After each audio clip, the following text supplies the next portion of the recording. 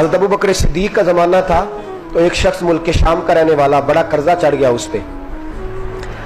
तो वो हज़रत अबू बकर सिद्दीक के पास आया, कहने लगा आप अमीर भी हैं और अमीर भी हैं, दोनों बातें। एक अमीर ये है कि मुसलमानों के सरबराह हैं, और दूसरा अल्लाह ने आपको माल दौलत भी अता फरमाया है, तो मेरे ऊपर कर्जा चढ़ गया, तो मेहरबानी फरमाए।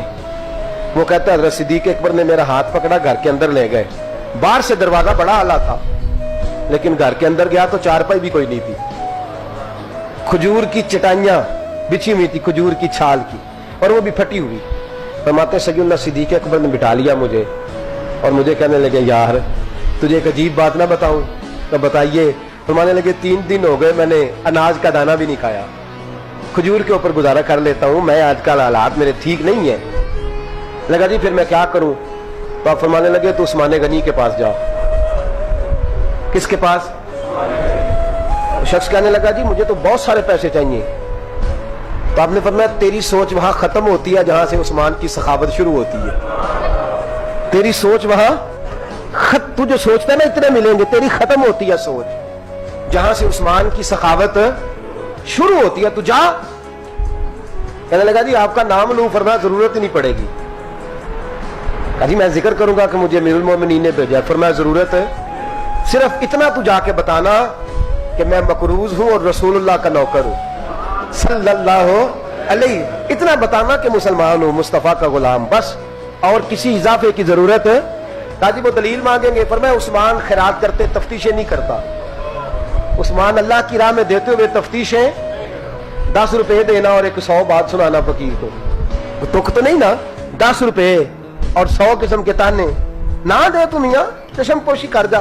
तुझे किसने इजाजत दी है टटोलने की, फोलने की और क्रोधने की? ये हाल अगर तेरे साथ किया जाए, रब अगर तुझे टटोल के दे तो तेरा क्या बने? रब करीम अगर तुझे टटोल के दे के पहले बता नमाजें कितनी पड़ी है, सवेरे उठता है कि नहीं, तो तेरा क्या हाल होगा? तू टटोलता फिरता है 10 रुपए देने के लिए।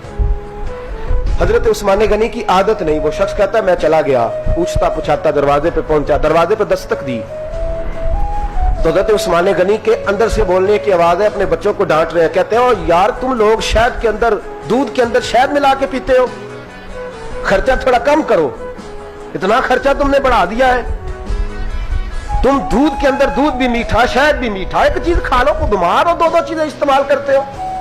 कहते हैं मैंने कहा अबू बकर तो बड़ी बातें बता रहे थे, और इस किस्म के कई वाकयात उस्मान गनी के साथ हुए, वो तो बड़ी बातें बता रहे थे, और ये आदमी दूध शहद से लड़ाई कर रहा है, और मुझे कई हजार दिरहम चाहिए, दिनार चाहिए, मुझे दे देगा?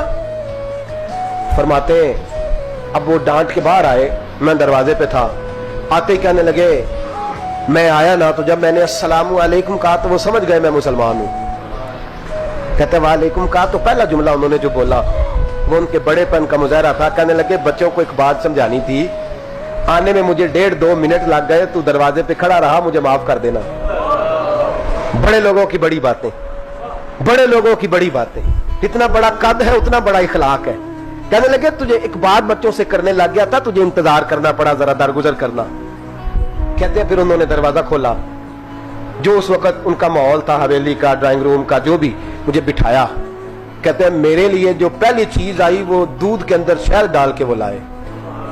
कहते हैं मेरे दिल में ख्याल आया घर में झगड़ा कर रहे थे, मुझे पिलाया, उसके बाद खजूरों का हलवा आ गया। कहते हैं मैंने कहा बच्चों को कह रहे थे एक मीठी चीज इस्तेमाल करो, मेरे लिए 3-3 आ गई है, 3-3 आ गई, अजीब शख्स है। कहते हैं मैं, लेकिन अभी मेरा तसव्वुर जमा नहीं, मैंने कहा इतना तगड़ा नहीं जितना हज़रत अबू बकर ने बताया है। कहते हैं खिला पिला के ना फिर पूछने लगे कैसे आए हो, कैसे आए हो? तो कहते हैं मैंने कहा कि जनाब मैं मजबूर हूं। आज बहुत सारे लोग हैं ना जिनके पास किसी की बात सुनने का टाइम ही नहीं, कहते मोटी मोटी बात करें, आखिरी आखिरी।